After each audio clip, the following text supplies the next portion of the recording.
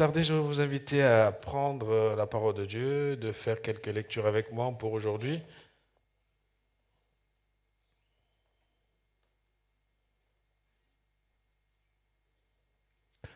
Nous lisons 4 textes pour introduire le message d'aujourd'hui.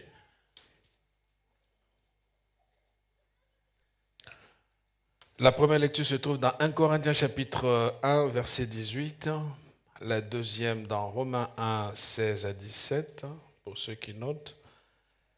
La troisième lecture sera dans Colossiens 2, 14 à 15. Et il y aura Philippiens 2, 8. Première lecture. Aujourd'hui, vous n'aurez pas les PowerPoint. Donc, prenez votre Bible et votre stylo.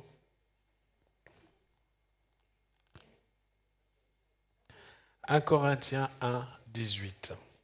Nous lisons 1 Corinthiens 1, 18. « Car la prédication de la croix est une folie pour ceux qui périssent. Mais pour nous qui sommes sauvés, elle est une puissance de Dieu. » Romains 1, 16 à 17. Romains 1, 16 à 17. « Car je n'ai point honte de l'évangile. C'est une puissance de Dieu pour le salut de quiconque croit, du juif premièrement, puis du grec. Parce qu'en lui est révélée la justice de Dieu par la foi et pour la foi selon qu'il est écrit, le juste vivra par la foi. » Colossiens chapitre 2, versets 14 à 15. Colossiens chapitre 2, versets 14 à 15. Nous lisons. « Il a effacé l'acte dont les ordonnances nous condamnaient et qui subsistait contre nous, et il a détruit en le clouant à la croix. Et il a dépouillé les dominations et les autorités et les a livrées publiquement en spectacle, en triomphant d'elles par la croix. » Philippiens 2, verset 8. Philippiens chapitre 2, verset 8. « Il s'est humilié lui-même, se rendant obéissant jusqu'à la mort, même jusqu'à la mort de la croix. » Nous allons prier. Père éternel, nous venons à toi.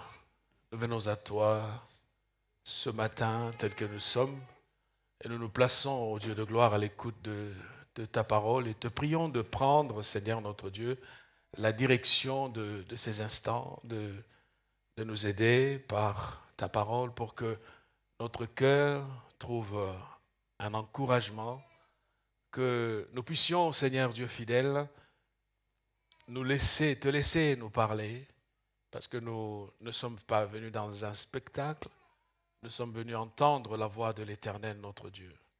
Seigneur, merci pour ce temps qui est placé sous ton regard. Merci pour le Saint-Esprit, merci pour ta direction, merci pour nos cœurs que nous orientons vers toi. Et nous te demandons de les travailler. Te demandons de prendre toute la place qui te revient, Seigneur. Que vraiment ton nom soit béni. Aide-moi à transmettre la pensée que tu as déposée sur mon cœur, que je sois soutenu par toi, aidé par toi, malgré mes limites. Seigneur, merci, parce que la Bible dit, c'est poussé par le Saint-Esprit que les hommes ont parlé. Et nous croyons qu'ils parlent encore de la part de Dieu. Sois béni, Seigneur, au nom de Jésus. Amen. Il y a un mot qui est revenu 4 fois. La croix, la croix, la croix. Et je voudrais ce matin parler avec nous sur la signification de la croix. Alors, ça va être un rappel, ça peut paraître à une prédication des choses que nous connaissons déjà, mais j'aime bien lorsque l'apôtre Paul disait qu'il répétait les mêmes choses. Parfois, les pédagogues disent que la répétition, c'est quoi? C'est la mère, hein? C'est ça, ou la meilleure? Mère, c'est ça. Hein? En tout cas, la répétition, c'est la mère de la science. Bon, voilà. Et donc, plus vous répétez, c'est pas que vous considérez l'autre, vous le prenez pour un moins intelligent, mais vous insistez sur quelque chose qui va s'imprimer. Et donc, je fais ce choix de parler de la croix, de sa signification, ses implications dans notre vie. Pourquoi? Nous sommes au mois d'avril et donc c'est le mois au cours duquel nous allons célébrer, fêter Pâques. Ce que j'aime avec nos amis catholiques, c'est que il y a des traditions qui aident les gens à ne pas juste se perdre dans les décors d'aujourd'hui. Le problème, la crainte que moi j'ai pour notre christianisme moderne et surtout nous les protestants, surtout nous les évangéliques, nous sommes tellement dans la foi que nous oublions les repères, que nous nous déconnectons de certaines notions qui doivent nous aider à nous poser et à réfléchir. Et à l'occurrence, nous parlons du mois d'avril où nous allons célébrer Pâques. Et si on passait ici pour parler à chacun c'est quoi Pâques, plusieurs ne seront pas capables de traduire ce que c'est que Pâques. Alors à l'Église catholique, ils ont une période qu'on appelle le carême. Et donc, ça les prépare jusqu'à terminer avec la célébration pascale. Et je rappelle qu'ils n'ont pas le monopole de la Pâque, parce que la Pâque, au fait, voyez-vous, c'est l'élément fondateur de notre foi chrétienne. Si Jésus n'était pas mort, nous ne serions pas ici assis le matin.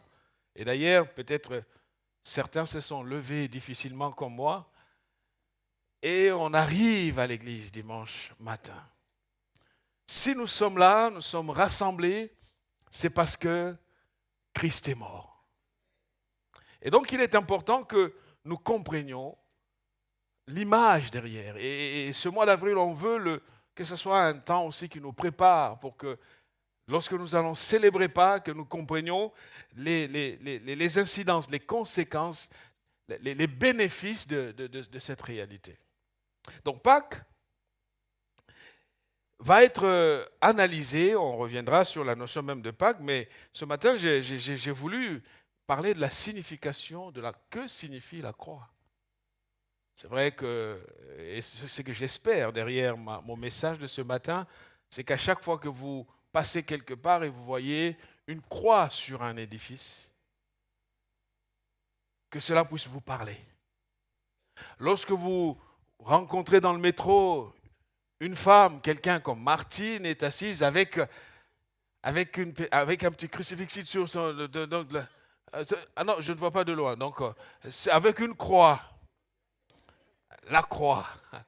Non, elle s'est défendue direct. Hein. Ou peut-être que vous ouvrez votre télé, vous voyez qu'il y a une croix. Qu'est-ce que ça vous dit? Qu'est-ce que ça vous parle? Alors on peut la considérer comme un élément du décor artistique. Ou quand on voit un édifice avec la croix, voilà, ça rentre dans le paysage et nous oublions la réalité derrière un signe. Pourquoi la croix? Quelle est sa signification? Et pourquoi Dieu a voulu qu'il y ait la croix? Plusieurs choses peuvent être dites, mais j'ai retenu pour nous aujourd'hui cette image. Cette image que je vais utiliser ici pour nous conduire dans la réflexion sur la signification de la croix. La première signification pour aujourd'hui, en tout cas, c'est que à chaque fois que nous voyons une croix, nous devrons savoir que la croix nous appelle à comprendre la notion de la substitution. Alors, vous dites, mais il commence encore des mots savants. Il n'y a rien de savant derrière. Ésaïe chapitre 53, verset 4, verset 5. Le prophète annonce ces choses en disant, « Cependant, ce sont nos souffrances qu'il a portées. C'est de nos douleurs qu'il s'est chargé. Et nous l'avons considéré comme puni, frappé des dieux et humilié. Mais il était blessé pour nos péchés, brisé pour nos iniquités. Le châtiment qui nous donne la paix est tombé sur lui. Et c'est par ce meurtrissure que nous sommes guéris. Alors, la notion de la substitution nous invite à comprendre que Jésus a pris la place des coupables, lui qui était parfaitement saint. En d'autres termes, à la place où nous devions être punis, un homme saint qui n'a pas commis des péchés a pris notre place, a pris la place des coupables que nous sommes. Et j'aime ce chant qui dit merci pour la croix, pour le prix payé, à toi mon amour. Et nous connaissons ce chant. Nous connaissons ce chant. Frères et sœurs, quand nous sommes assis, rassemblés, unis, ou peut-être célébrant Jésus ou venant à l'église, n'oublions pas que à la croix, justement, quelqu'un a pris ta place. Quelqu'un a pris ta place. Toi qui as peut-être fait tellement de bêtises. Quelqu'un a pris ta place. Donc la notion de la substitution rappelle que à la croix, quelqu'un a pris ta place. Jésus a pris ta place. Ça rappelle aussi que Jésus prend la place des... Et c'est pourquoi il a pris notre place? Parce qu'il nous représente, justement. Parce qu'avant, si vous ne le saviez pas, il fallait que chacun qui allait au temple, qui montait à Jérusalem, pour obtenir le pardon de ses péchés, apporte avec lui un animal ou un oiseau ou quelque chose en fonction de ses moyens. Et cette chose-là allait justement être sacrifiée à sa place. Eh bien, pour toi et pour moi, Jésus a pris notre place. Jésus a pris notre place. Nous qui étions destinés à la mort, Christ a pris notre place. Voilà pourquoi lorsque tu vois la croix, il y a lieu de t'asseoir et de dire, Seigneur, merci. Merci parce que, comme le prophète va le dire, nous étions comme des brebis, chacun errait, partait dans n'importe quelle direction, mais grâce à lui, nous sommes rassemblés, nous retrouvons une direction pour notre propre existence. La croix n'est pas juste un élément de confort. La croix est le lieu de savoir que Jésus a pris ta place. Voilà pourquoi il est important de ne pas le remettre encore à la croix. C'est Jésus qui a souffert pour toi. Par ta manière de vivre, par les choix que tu opères, par ta façon d'être, façon de faire. Il ne faut pas que le Fils de l'homme continue encore aujourd'hui à souffrir. Parce que la croix n'était pas une blague. Jésus prend la place des coupables. Pourquoi? Parce qu'il est le chef capable de le faire. Il faut savoir que tous les prophètes ont échoué. Depuis Moïse, tout le système mis en place n'a pas abouti à satisfaire complètement la justice des dieux. Voilà pourquoi le Fils de l'homme, nous avons lu Philippiens 2, verset 8, il s'est humilié, il s'est dépouillé, il a quitté sa gloire, il est venu sur la terre dans des réalités difficiles. Et il est mort, disant, Seigneur, je vais prendre la place de cette prostituée. Je vais prendre la place de ce méchant, de cette personne avec sa haine, avec son orgueil maladif. Et je vais prendre sa place. Je vais prendre sa place. Et frères et sœurs, quand nous regardons, nous pouvons nous dire, heureusement Jésus a pris notre place. Parce que n'eût été son action, nous ne serions pas là où nous sommes. Au fait, il n'y a pas de fruit qui honore le cœur de Dieu si nous ne passons pas par la croix. Il n'y a pas de résultat, il n'y a pas de vie chrétienne qui plaise à Dieu si nous ne comprenons pas la centralité de la croix de Jésus. Vous savez, frères et sœurs, il y a une différence entre l'Église et un autre club. L'Église est l'endroit où tout le monde doit porter sa croix. L'Église est l'endroit où tout le monde doit s'identifier à celui qui est notre chef de file. Voilà pourquoi même l'Église ne peut pas se constituer selon nos idées à nous. Mais l'Église doit refléter l'image de son chef qui s'appelle Jésus. Parce que c'est lui qui donne l'image de l'Église qui lui ressemble. C'est peut-être aussi là le lieu de te rappeler à toi qui ne te crois pas assez juste, assez capable. C'est-à-dire, au fait, nous sommes un rassemblement des incapables. Le seul capable, c'est Jésus. Ne te laisse pas intimider par quelqu'un qui débite des mots forts et une théologie avec des verbes, des versets qui les balle. Non, tous nous sommes incapables. Le seul capable s'appelle Jésus. Voilà pourquoi il a pris notre place. Relève ta tête. Quand tu vois la croix, comprends que quelqu'un est monté là-bas pour toi. Parce que si ça ne dépendait que de toi, tu n'y arriverais jamais. Jamais. Parce que la Bible dit, c'est quoi la justice d'un homme? Elle est péché, elle est saleté. Même celui qui se prétend être le plus fort d'entre nous, c'est un malheureux lorsqu'il est seul. Parce que sa réalité d'humain et de pécheur revient à la surface.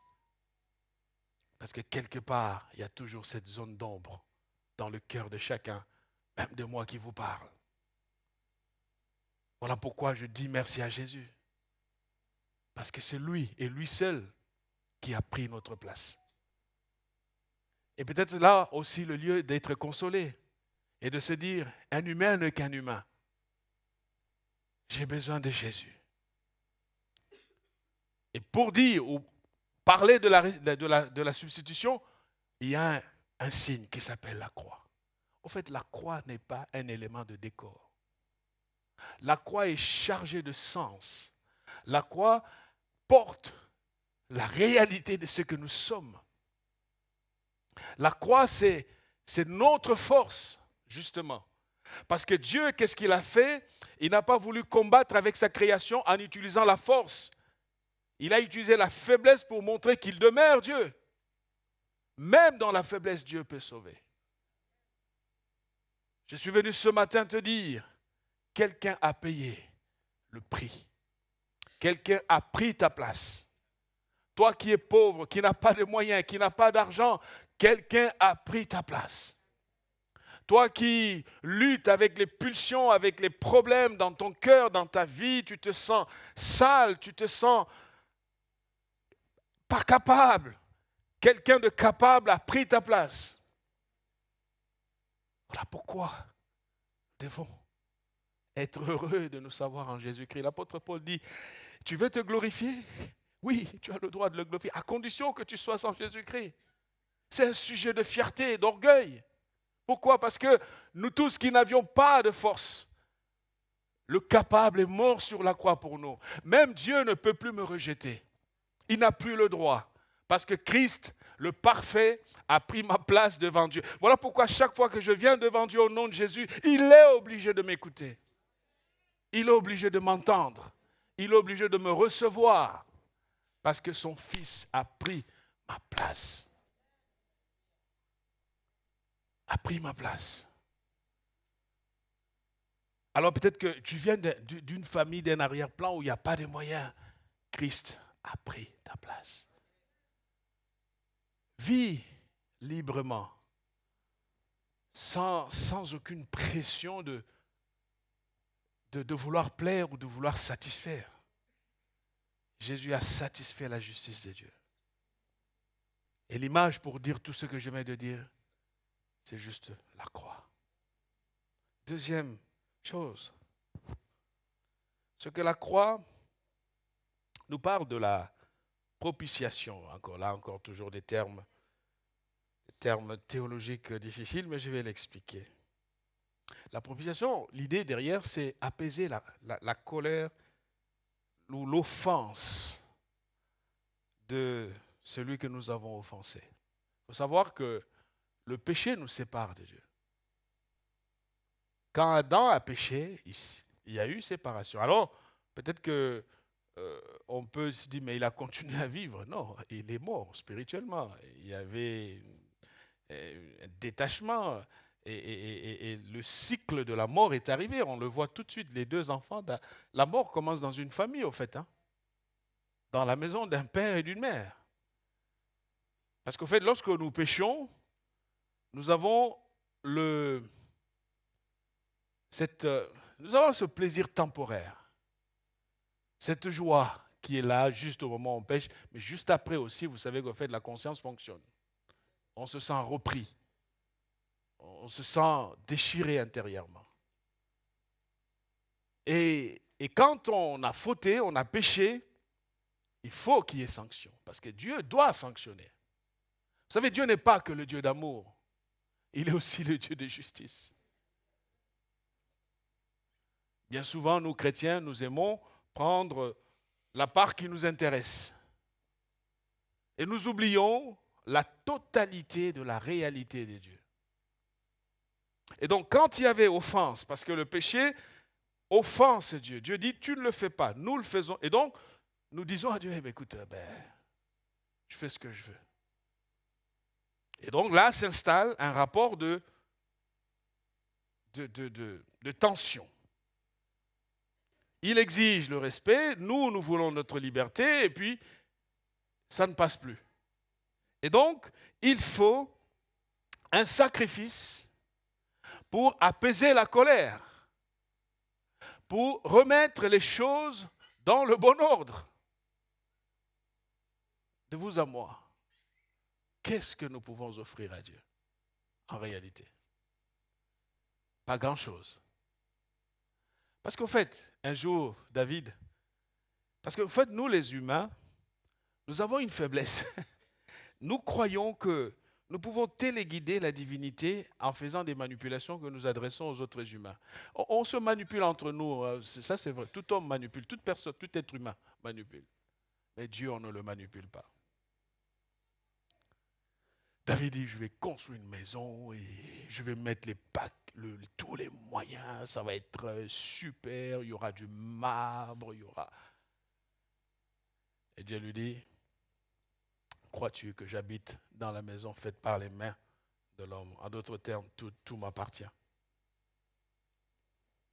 Et ce principe de propitiation, pour qu'il y ait expiation, pour qu'il y ait cessation de conflit, parce que justice a été rendue, il fallait que quelqu'un le fasse pour faire à nouveau que la faveur revienne, la normalité. Alors je sais que dans les couples, si ça chauffe, il suffit de ramener un bouquet de fleurs. Non? Bon. Alors, je ne vais pas le dire à haute voix, mais je vois tous les couples africains qui disent, nous, ce n'est pas trop notre truc. Les fleurs, c'est un truc des Blancs. Alors bon, mes sœurs, il ne faut pas me tuer à la fin, donc pardonnez-moi justement. Supportez votre frère. Non, ou sinon, un voyage au soleil. Comme ça, on recrée les liens. Dieu n'est pas dans ces éléments. Dieu n'est pas dans ces éléments. Et donc, pour qu'il y ait apaisement, pour qu'il y ait retour de la faveur, la croix. Voilà pourquoi l'Évangile nous montre et nous explique à quel point Jésus nous a aimés. Jean le dira qu'il est venu dans le monde, il est venu auprès des siens, même si ceux-ci ne l'ont pas reçu, mais il donne une condition en disant, mais à tous ceux qui l'ont reçu, il leur a donné le pouvoir de devenir enfants de Dieu. Ça, c'est la deuxième chose. Chaque fois que tu vois la croix, n'oublie pas, c'est cette croix qui crée des conditions d'apaisement entre toi et Dieu. Parce que dans l'Ancien Testament, Dieu pouvait répondre par des foudres. Quand ça n'était trop, un jour il a ouvert la terre. Ça a avalé les gens.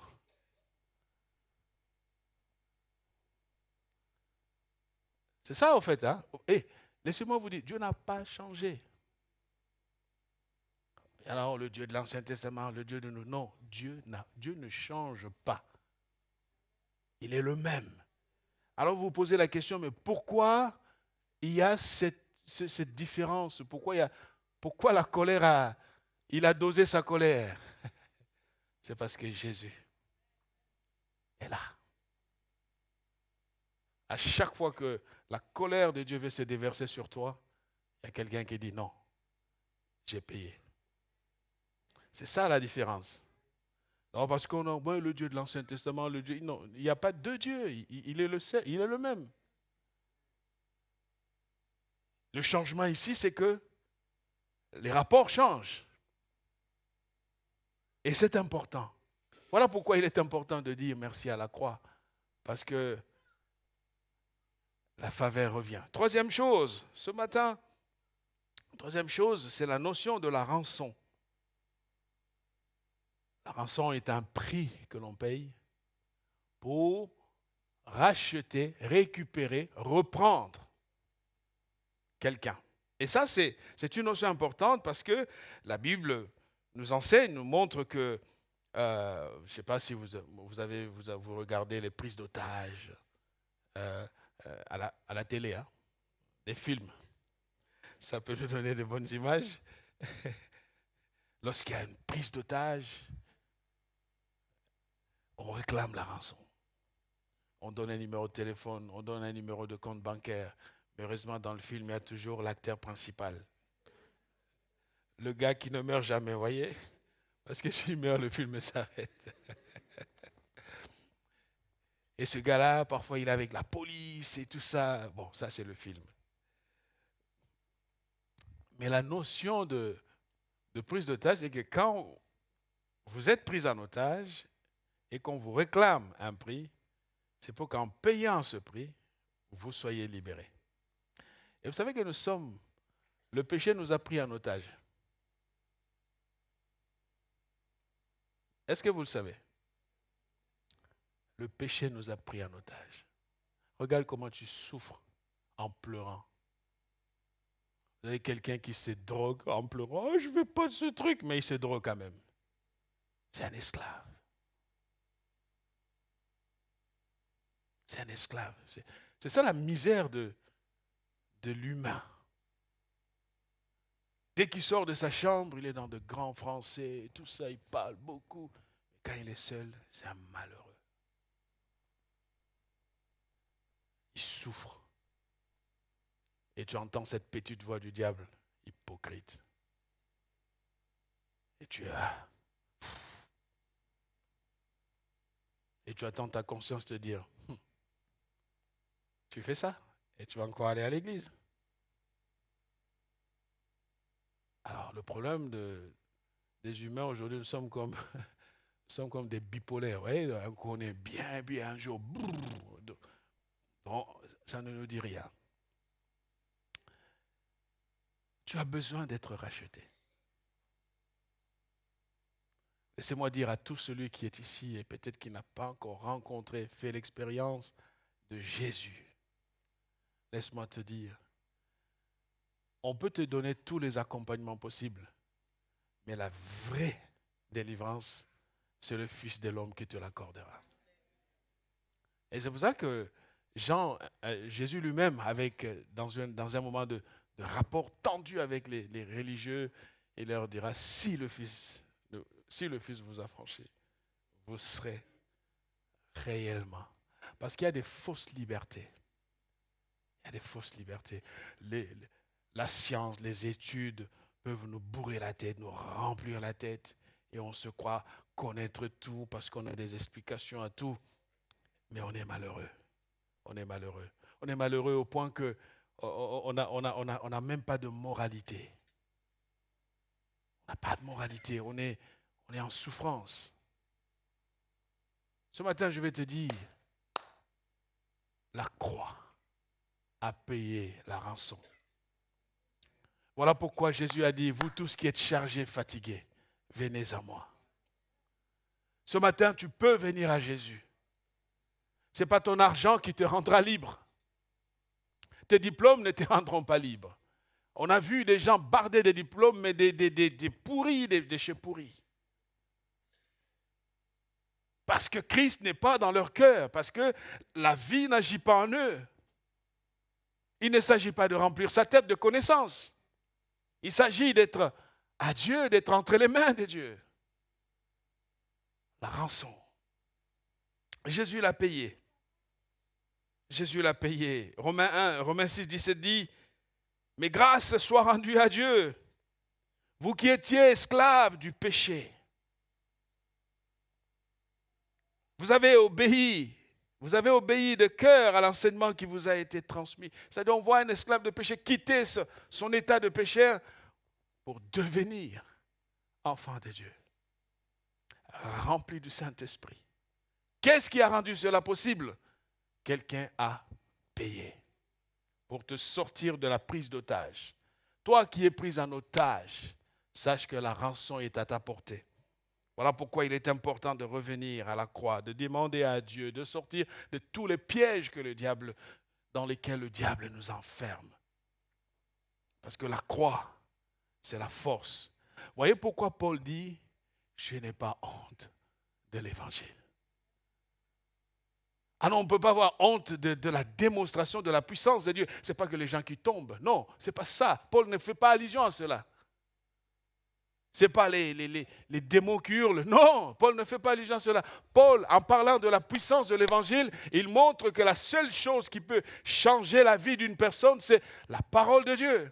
L'évangile de Jésus-Christ.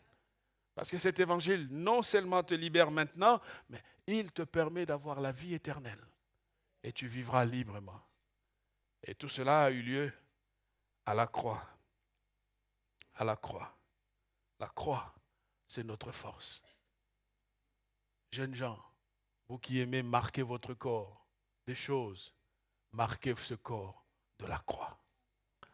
Soyons fiers de la croix.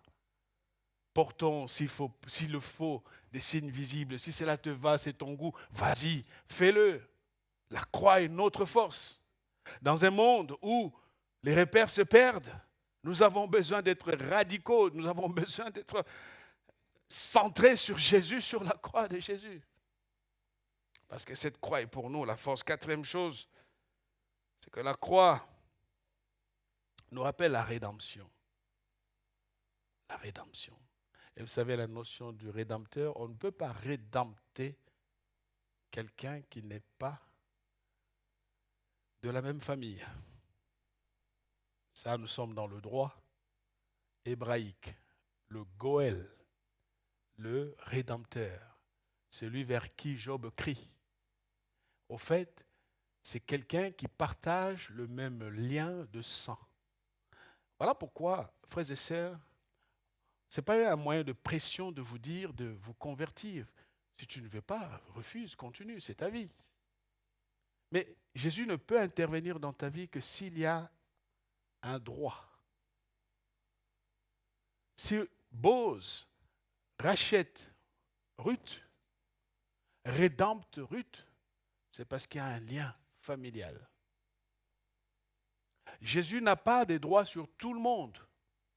Jésus a des droits sur sa communauté. Parce que si tu ne veux pas de Jésus, il ne viendra pas te forcer. C'est pour cela qu'il est important de faire le choix d'être à Dieu, justement. Quand la Bible dit, quand nous venons à Dieu au nom de Jésus, c'est parce que nous nous identifions comme de la communauté de Jésus. Voilà pourquoi l'Évangile dit que ceux qui se trouvent entre mes mains, personne ne peut les ravir. Ça, c'est une force. Je ne cherche pas à être entre les mains d'un président. Je ne cherche pas à être entre les mains d'un roi de ce monde. Je suis entre les mains du roi des rois. Là où se trouve la vraie force. Et donc, il y a cette notion de rédempteur. Et dans rédempteur et rançon, ça va un peu ensemble. Pour justement appliquer le droit. Le droit qui fait qu'on change de camp. Soyez en Jésus. Jeunes gens, recevez Jésus. Il n'y a pas meilleur cadeau que d'être à Jésus. Parce que vous savez, le monde a des mirages qui sont partout. Et parfois on se croit éternellement jeune. Et puis on se rend compte que la vie passe. La vie passe. Galates 3,13 dit ceci. Galates 3,13. Christ nous a rachetés de la malédiction de la loi. Alors, le mot loi ici, c'est un principe. D'abord, que ce soit loi de Dieu, loi des commandements de Dieu, mais ça peut aussi être la loi des commandements des humains. Peut-être tu as déjà été condamné dans une tradition familiale où il y a des schémas de vie qui se répètent. Là, c'est important aussi de le préciser pour d'autres personnes. Quelle que soit la force de la loi dans laquelle tu te trouves, je me permets cette parenthèse, il y a des structures familiales, il y a des gens, quand vous observez la maman, vous regardez l'enfant, les choses se répètent.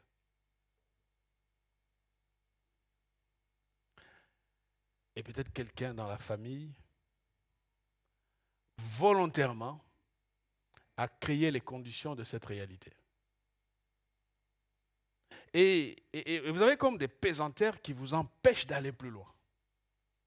Vous êtes comme tout le temps tiré vers le bas.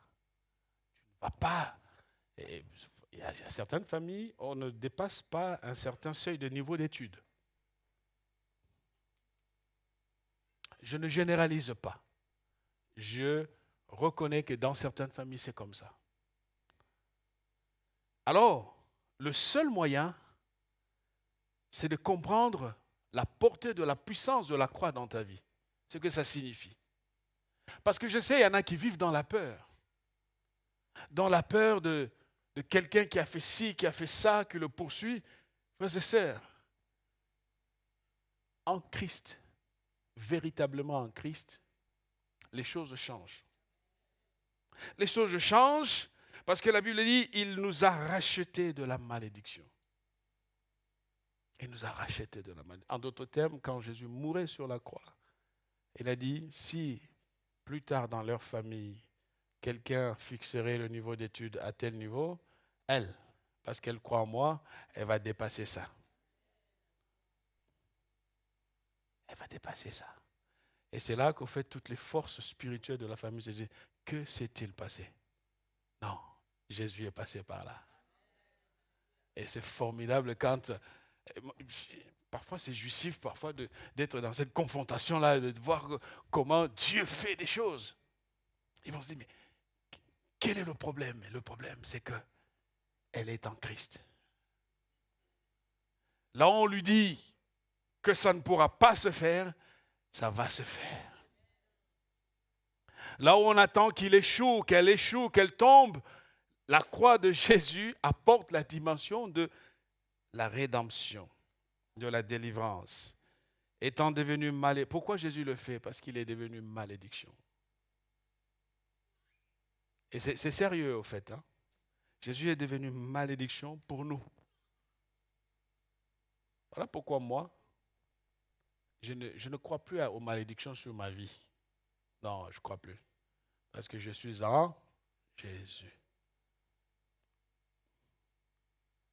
Alors, que tu sois mon frère ou ma soeur ou mon père ou ma mère, moi, je suis en Jésus.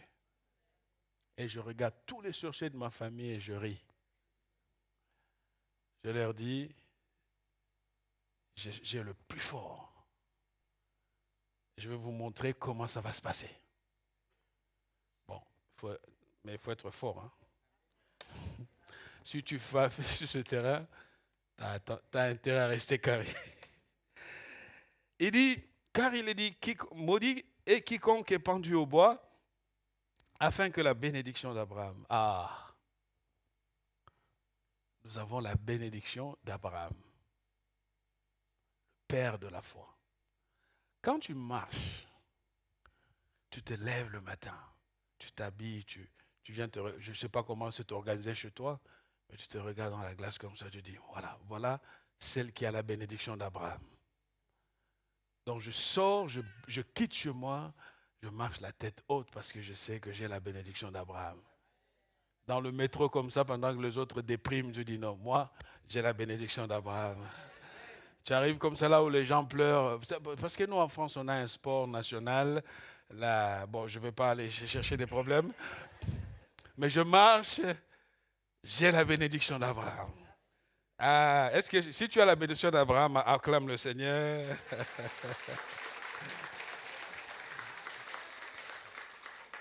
La bénédiction d'Abraham.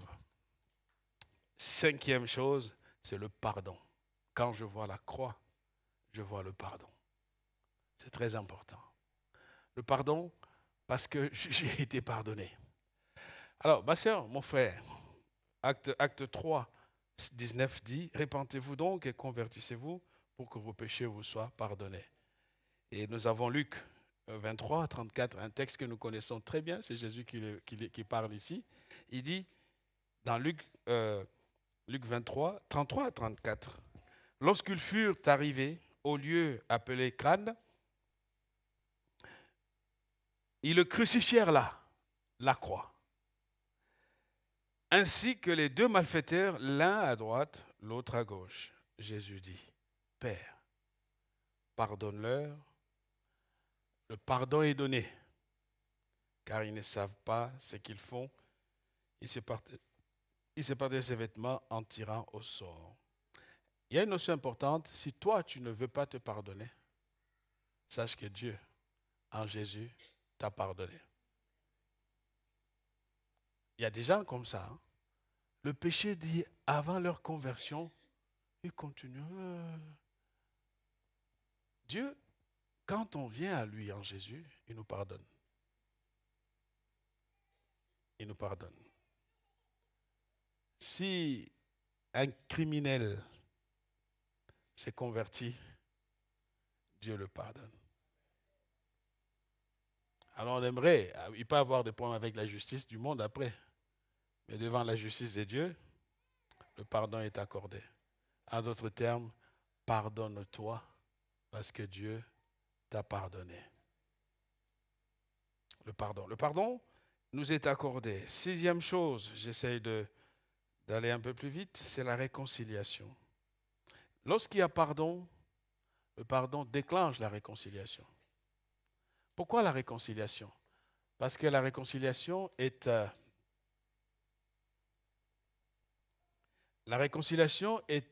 indispensable pour que un nouveau départ puisse avoir lieu. L'apôtre nous l'explique, l'apôtre Paul, dans Romains chapitre 5, versets 17 à 19, il dit, si quelqu'un est en Christ, il est une nouvelle créature. Une autre version dit nouvelle création, c'est-à-dire Dieu recrée tout à nouveau. Toutes les conditions repartent à zéro. Donc les choses anciennes sont passées, voici toutes choses sont devenues nouvelles. Tout cela vient de Dieu, qui nous a réconciliés avec lui, par Christ. Alors si tu es partisan d'un autre prophète ou d'une autre idéologie, tu n'as pas de réconciliation avec Dieu. Dieu a acté la réconciliation avec lui par Jésus-Christ. Et il dit, Paul, et qui nous a donné le ministère de la réconciliation. Quand on est enfant de Dieu, quand on est servant de Dieu, quand on est chrétien, notre fonction, c'est de travailler à la réconciliation des gens. Nous ne sommes pas des machiavélistes pour diviser, pour bien régner. Nous sommes là pour que les gens travaillent ensemble, soient ensemble. Verset 19, car Dieu était en Christ, réconciliant le monde avec lui-même. Vous voyez, le Créateur, le travail qu'il fait ici, il faut la réconciliation. En n'imputant point aux hommes leurs offenses, et il a mis à nous la parole de la réconciliation. Alors permettez-moi, si Dieu a fait tout ce travail, pourquoi toi, tu ne veux pas te réconcilier? Amen.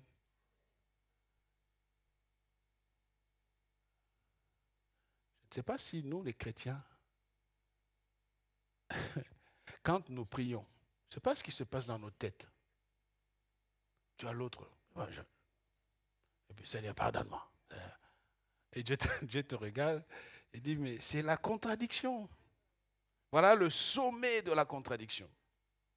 Toi, tu viens demander pardon, mais toi, tu ne veux pas pardonner. Tu oublies la prière de notre Père. Oui, au fait, c'est pour cela parfois le ciel, ça va être des surprises au ciel. Hein. Mais bon, ça, je laisse ça à Dieu. Je ne suis qu'un homme. Je termine avec le 7e point, la justification. La justification. Comprendre que la notion de justification est une notion du droit. Au fait, qui est-ce que Dieu justifie? Dieu justifie des coupables. C'est comme si vous allez au tribunal, vous avez grillé un feu rouge, et en grillant le feu rouge, vous avez fini, vous sortez de la route et vous ramassez, je ne sais pas, des lampadaires ou quoi. Je ne vais pas parler des humains, c'est dangereux. Et puis c'est grave. Et puis vous allez, en plus vous n'avez pas de permis, vous voyez? Et vous arrivez devant le juge. Tout le monde sait que c'est coupable, mais le juge dit acquitté.